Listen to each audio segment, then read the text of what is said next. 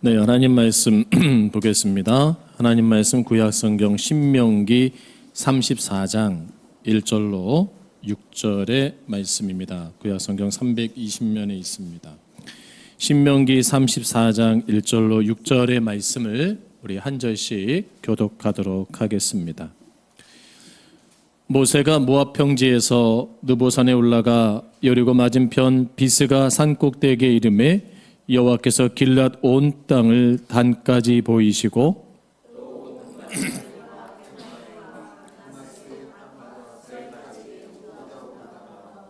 네겝과 종려나무의 성읍 여리고 골짜기 평지를 소알까지 보이시고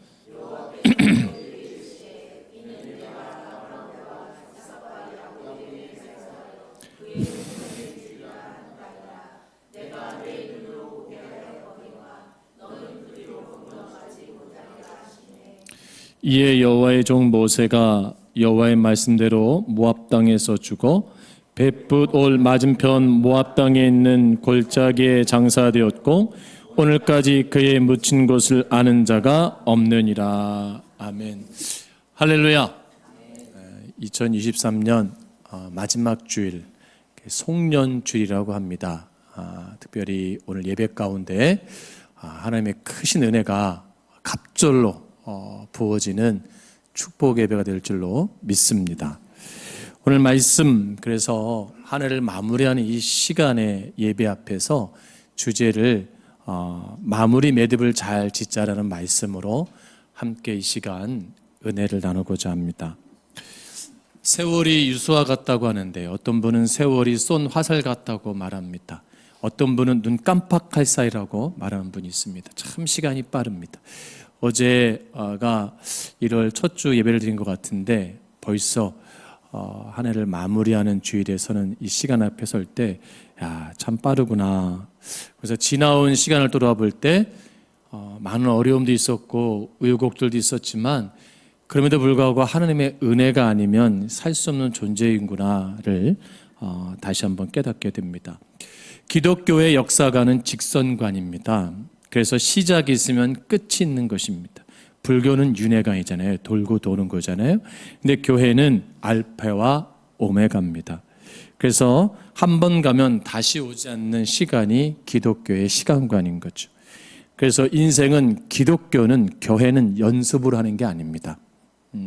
인생은 연습으로 사는 게 아니고 돌이킬 수 없는 삶을 살아가는 것이 아니고 매일매일 삶에서 최선을 다하는 삶이 될 줄로 믿습니다.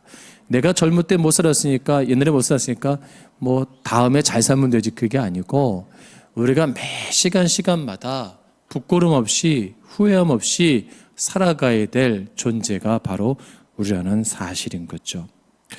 사람이 무엇을 시작하든지 항상 중요한 것은 끝맺음이 중요한 줄로 믿습니다.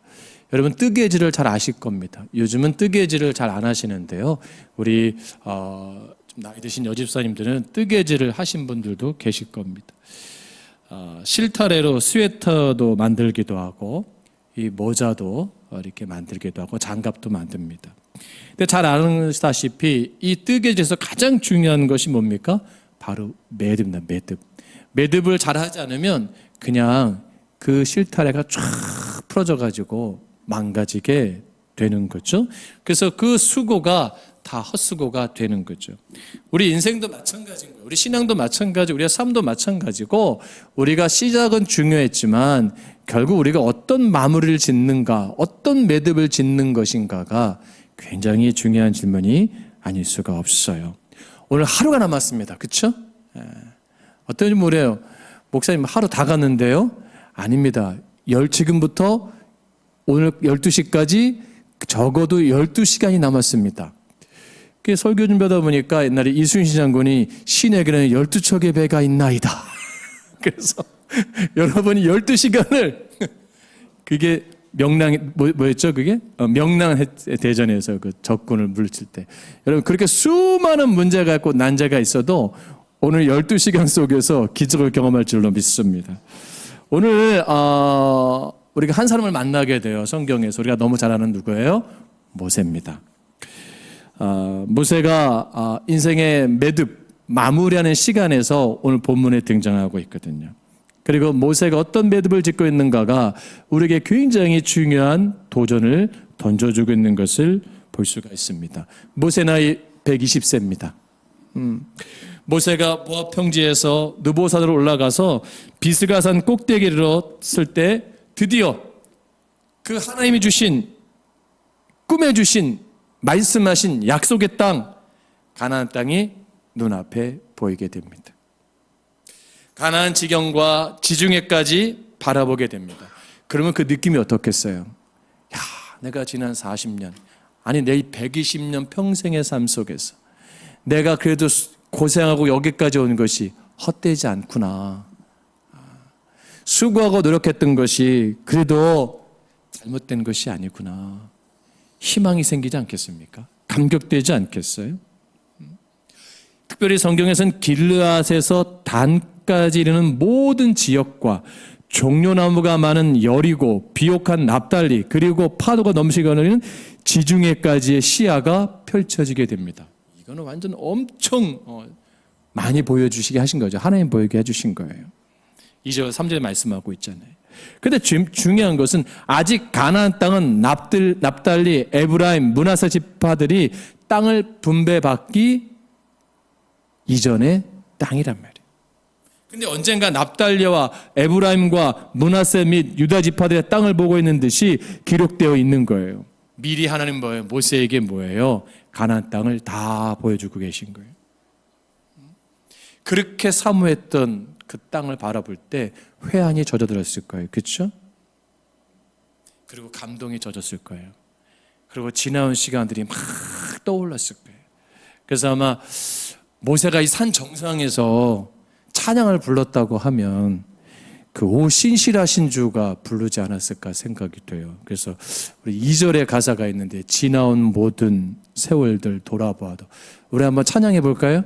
여러분 모세 같은 마음으로 한번 한 해를 돌아보세요. 하나님 여러분과 살아온 인생을 그래도 하나님의 은혜였구나 한번 이렇게 고백했으면 좋겠어요. 우리가 2절을 한번 같이 찬양했으면 좋겠습니다.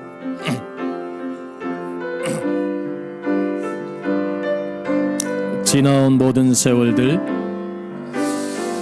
지나온 모든 세월들 돌아보아도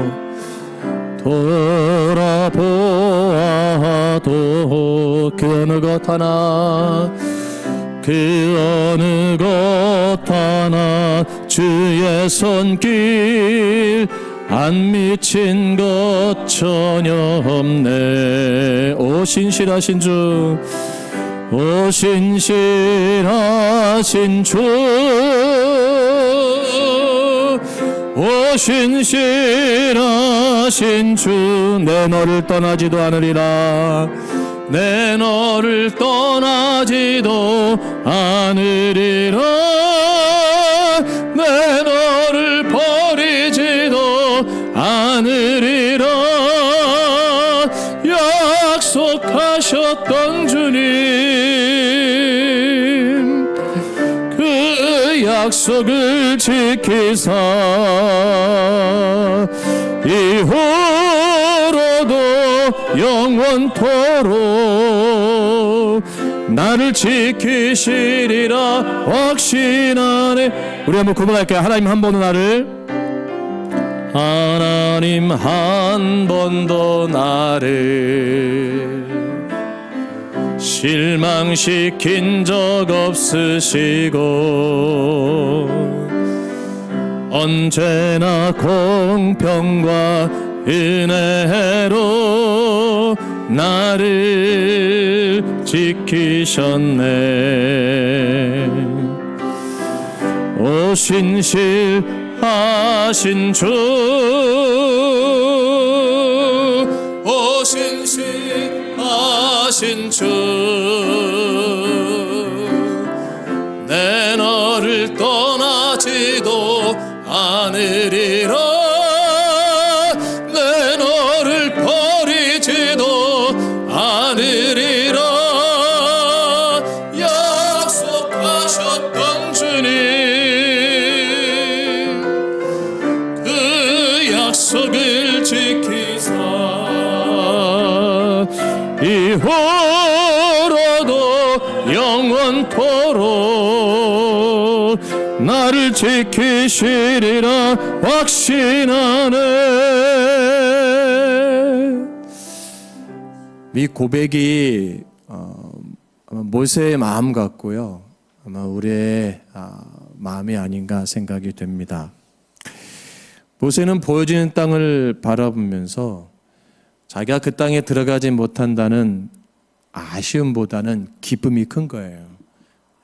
그리고 하나님의 은혜가 커지게 느껴오는 거죠. 그리고 앞으로 펼쳐질 그 세계, 내 다음 세대가 들어가야 될 정복할 그 땅을 바라보면서 미래를 바라보게 된 거죠. 건 200만 명이나 되는 노예 백성을 광야로 끌고 나왔을 때 정말 어떻게 했을까 굉장히 막막했을 거예요. 그렇지 않습니까? 그럴 때 하나님 뭐예요? 홍해를 가르게 하셨어요. 할렐루야. 만나를 먹이게 하셨어요.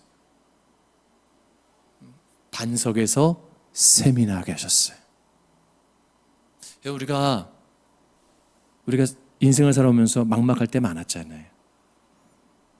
앞으로 어떻게 내 가정을 이끌어 가야 될지, 내 사업을 이끌어 가야 될지, 내 일터를 이끌어 가야 될지, 내 인생을 이끌어 가야 될지 참 막막했단 말이에요.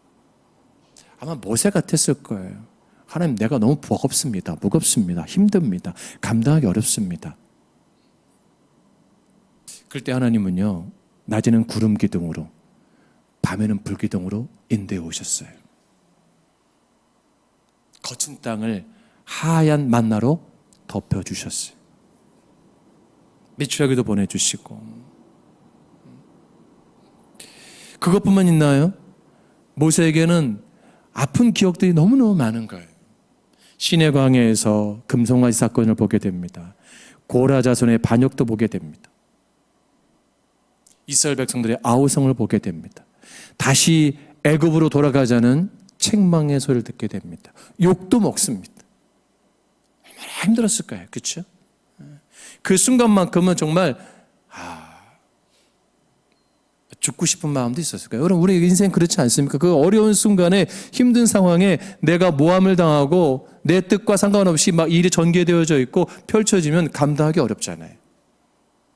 나 분명히 하나님의 약속 믿고 나는 결혼을 했고, 나는 사업을 시작했고, 난 일터 시작했고, 내가 믿음 생활을 했는데 왜 하나님 이렇게 어려움을 나에게 닥치게 하십니까? 문제를 만나게 하십니까? 근데 여러분 가만히 생각해 보세요. 모세는 그런 모든 생각 속에서 자기를 정리하고 있는 거예요. 그래서 하나의 절까지 다 정리해 보니까 내가 한 것은 아무것도 없구나. 다 하나님이 도와주셨구나. 여러분, 오늘 1년을 돌아보세요.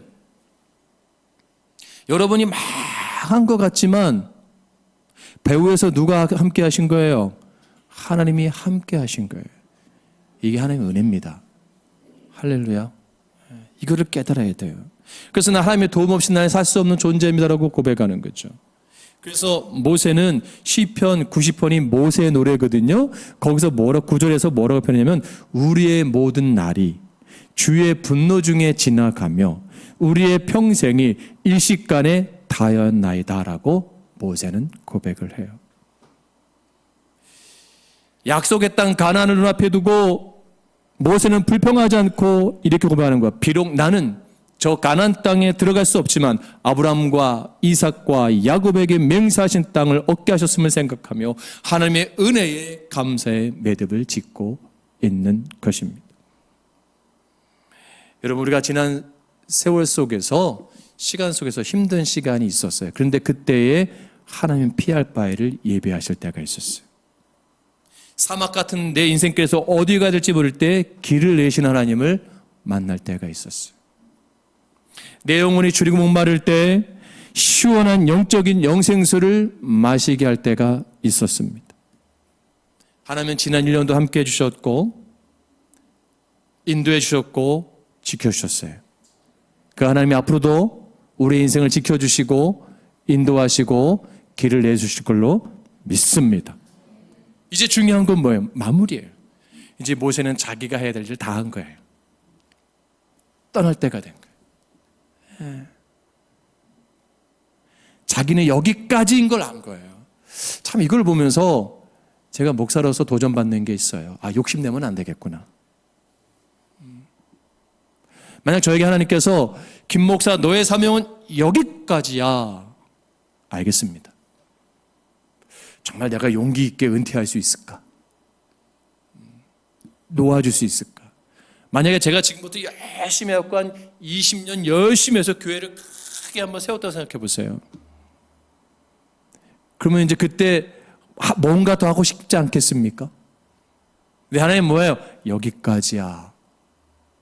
라고 할 때 내가 내 스스로를 절제할 수 있을까? 자신 없을 것 같아요.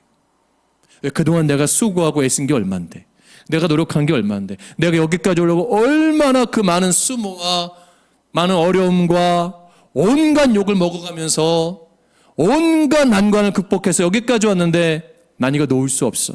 우리 그렇지 않아요? 억울해서 안 됩니다. 지금 모세가 억울해하나요? 아니에요. 감사가 넘치는 거예요. 자기는 들어가지 못해도 그 약속의 땅을 보여주심에 은혜가 충만한 거예요. 이제 모세는 자기가 죽을 때를 안 거예요. 그래서 뭐예요? 혼자 산에 올라가는 거예요. 자기의 명이 다한 것을 알고 혼자 갑니다. 혼자 가는 길은 외로운 거예요. 혼자 가는 건 고독한 거예요. 여러분, 우리가 죄송합니다. 우린 다 죽습니다. 그렇지 않습니까? 죽음은 혼자 짊어지는 겁니다. 물론 옛날 왕들처럼 살아있는 신하들 같이 매장시키는 경우도 있었잖아요. 그렇죠? 죽어서도 임금의 신하가 되어라 해가지고 그런 매장 문화가 있었잖아요. 삼국시대도 그렇고 중국도 그렇고. 근데 죽는 것은 혼자 가는 겁니다. 자녀를 데려갈 수도 없고요. 누굴 데려갈 수도 없습니다. 결국 뭐예요? 하나 앞에 1대1로 서는 시간입니다. 누구나 다 이 시간이 옵니다. 근데 저는 여러분들이 그 시간 앞에서 후회하지 않는 인생이 되기를 주의 이름으로 축복합니다. 후회하지 않는 인생은 뭘까? 모세처럼 욕심내지 않는 거다. 모세처럼 다 내려놓을 수 있는 용기가 있을 때 하나님 앞에 기쁜 마음으로 설 수 있겠구나 생각이 됩니다. 모세가 죽었습니다. 장사가 되어서 인생의 끝이 납니다. 근데 주석들을 보게 되면 그 무덤을 알지 못했다라고 했어요. 그것은 죽은 시신을 하나님이 데려갔다라고 표현을 합니다. 남기지 않은 거죠. 만약 남았다면 거기에 단을 쌓았을 거예요. 잘못했다간 우상처럼 될 수도 있었을 거예요. 모세는 그걸 원치 않았고 하나님도 그걸 원치 않았겠죠. 6절 말씀 보니까 오늘까지 그 묘를 아는 자가 없다. 아마 그게 남아있다면 지금처럼 이스라엘의 유적들이 많이 발굴되고 있잖아요. 그죠? 소돔과 고모라터도 발굴되고 있고, 많은 홍해의 그 밑에 있는 그 전차들도 발견하고 있고, 애굽시대에 쓰던 전차들도 발견하고 있고, 많은 고고학 물건들이 발견될 때 흥분하지 않겠습니까? 숭배의 대상이 될 수도 있었을 거예요.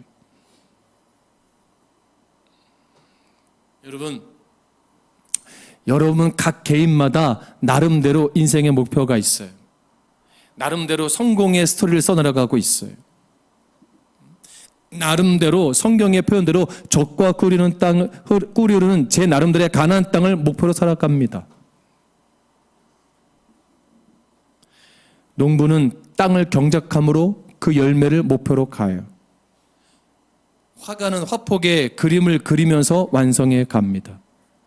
장사하는 상인은 그 물건을 팔면서 그 목표치를 이루어 갑니다. 근데 중요한 건 뭐예요? 목표를 이뤘을 때 내려올 수 있는 용기가 있어야 된다는 거예요. 여러분 욕심내지 마세요. 아멘. 욕심내면 안 됩니다. 신앙도 욕심으로 하면 안 됩니다. 그럼 우리가 이렇게 말해야죠. 왜 내려와야 되는가? 왜 내려와야 되는가? 우리가 이 땅을 밟고 사는 이 땅은 본향이 아니고 나그네 땅이기 때문에 우리가 갈 최종 목적지가 어디예요? 하나님 나라. 할렐루야. 모세가 천국 가는 게 좋겠어요? 가나안 땅에 가는 게 좋겠어요? 답은 나왔잖아요. 천국에 하나님 만나는 게 더 기쁜 거 아니겠습니까? 이 땅에서 내가 여러분 10년 더 살고 20년 더 살고 100년 더 살면 정말 행복할까요? 어떤 분이 그래요. 나는 정말 귀부인처럼 살고 싶었다고. 귀족처럼 살고 싶었다고. 손끝에 물 한 방울 안 묻히고 살고 싶었다고. 황후처럼. 근데 이거를 약간 뭐랄까요? 비꼬는 영화가 있어요. 외국 영화가 있어요. 왕비인데 이제 그 공주예요. 공주. 이제 왕비인데 왕비를 지키는 그 장관이 있어요. 군인. 그러니까 종이죠. 종. 근데 그 타고 가던 범선이 난파가 돼가지고 무인도에 이 왕비랑 이 신하 남자 신하만 딱 동굴에 떨어진 거예요. 근데 왕비는 무슨 증후군이 있어요? 왕비 증후군이 있는 거예요. 무인도에 들어가갖고 밥을 해와라, 뭐를 해와라. 그 처음엔 했어요. 이 신하가 하다 보니까 이게 이상한 거예요. 그 무인도에 딱 둘 남았거든요. 그 다음부터 신하가 반기를 드는 거예요. 반기를 드는 게 영화의 제목인데. 근데 위기를 만났을 때 뭐를 어떻게 할 수 있는 걸 아무것도 모르는 거예요. 불 피우는 것도 모르고 위기 대처를 할 수도 모르고 그러니까 막 멘붕이 멘탈이 무너지는 거예요. 여러분 그게 정말 행복할까요? 손끝에 물 한 방 안 묻히고 설거지하는 것도 몰라요? 예전에 저희 장모님이 명주 저희는 이제 처가댁을 늦게 가잖아요. 이렇게 먼저 아들네 갔다 대부분 보편적으로 그죠? 이렇게 가잖아요. 그런데 갔는데 설거지를 다 이렇게 하시냐고 뭐 했더니 다시 안 돼. 며느리 당한 게 좀 마음에 안 드셨나 봐. 퐁퐁이 그냥 남아있다고. 본인은 평생 하니까 고수인 거예요. 뭐가 이게 제대로 남아있는지 안 있는지 다 아는 거예요. 근데 젊은 이 며느리들은 닦을 줄만 알지 정확하게 그게 안 되는 거예요. 내가 보기엔 깨끗하지만 그거를 경험한 사람은 아는 거예요. 전 여러분들이 내 삶이 힘들고 내 삶이 어려울 때 이겨낸 DNA가 있잖아요. 그 경험들이 있잖아요. 이게 축복입니다. 할렐루야. 네. 그러니까 여러분의 있는 지금 힘든 삶, 어려운 삶을 너무 불평하지 마세요. 위기를 만났을 때, 어려움을 만났을 때 이겨낼 수 있는 내 안의 인생의 뭐예요? 자양분이 되는 거예요. 그렇기 때문에 우리는 모세처럼 뭐예요? 그 인생 가운데 그 힘난 험한 인생 가운데서도 그가 뭐예요? 그거를 버틸 수 있는 뭐예요? 면역 체계가 생겨 나온 거죠. 그러면서 그는 뭐예요? 아, 이제 나는 놀 때가 됐다.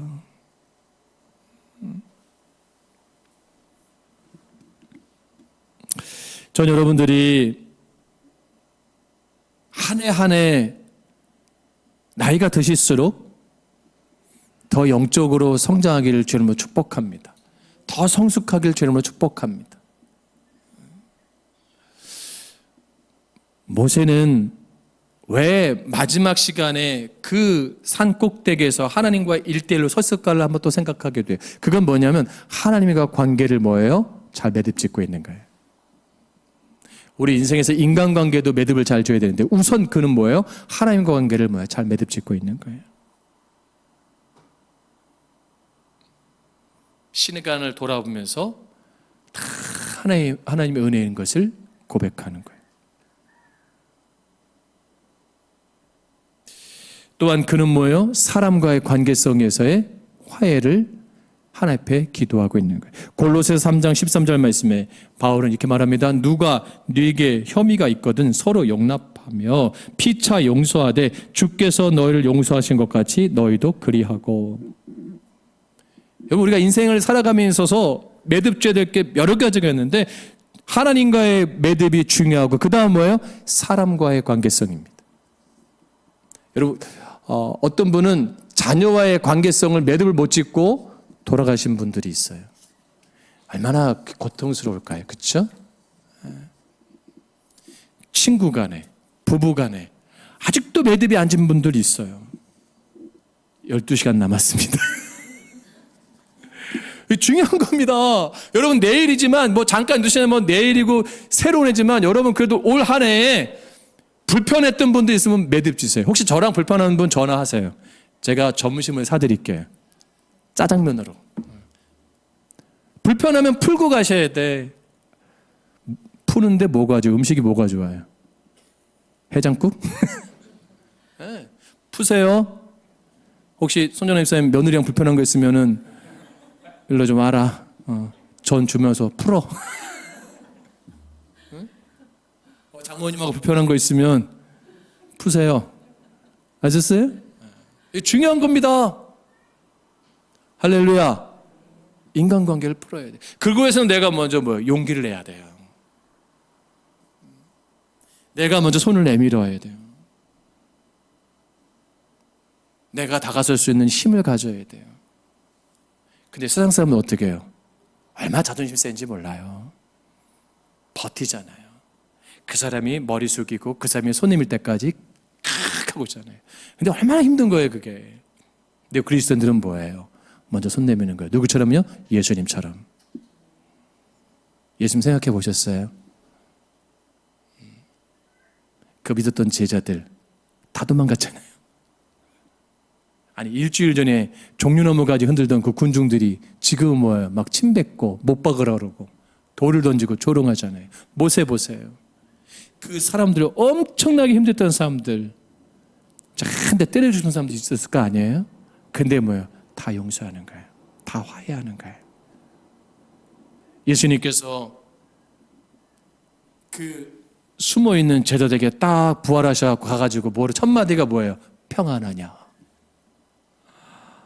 야, 화해하시는 거예요. 먼저. 잘못한 것도 없는데 먼저 손 내미시는 거예요. 평안하뇨? 내 손을 봐라. 내 옆구리를 봐라. 먼저 용서를 해주시는 거예요. 오늘은 참 예배 시간에 찬양이 많이 나오는 것 같아요. 그래서 우리 찬양이 있잖아요. 오늘 김소임 목사님 바쁘네요. 그 다윗간호단에 오늘 나는 내가 먼저 손 내밀지 못하고 내가 먼저 용서하지 못하고 한번 찬양 1절만 하겠습니다. 1절만.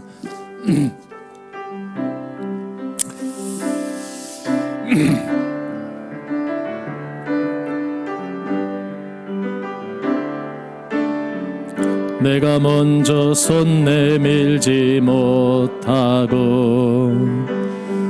내가 먼저 용서하지 못하고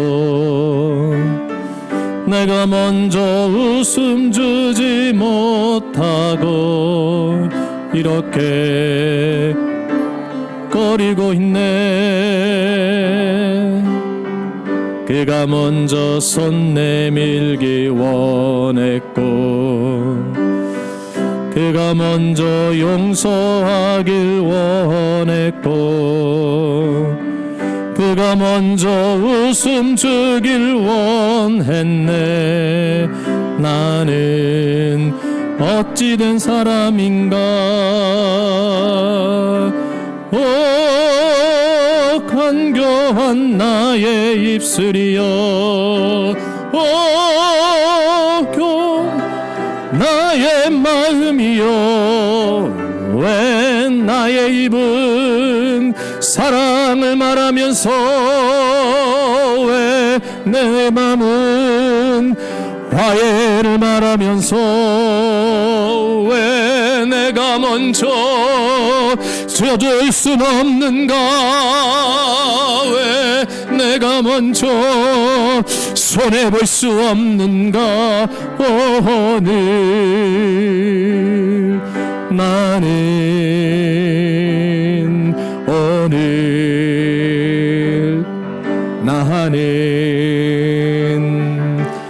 주님 앞에서 몸둘 바 모르고 이렇게 느끼며 서 있네. 어찌할 수 없는 이 마음 주님께 맡긴 채로 왜 내가 먼저 져줄 수 없는가? 왜 먼저 져줄 수 없는가? 왜 내가 먼저 손해볼 수 없는가? 오늘 나는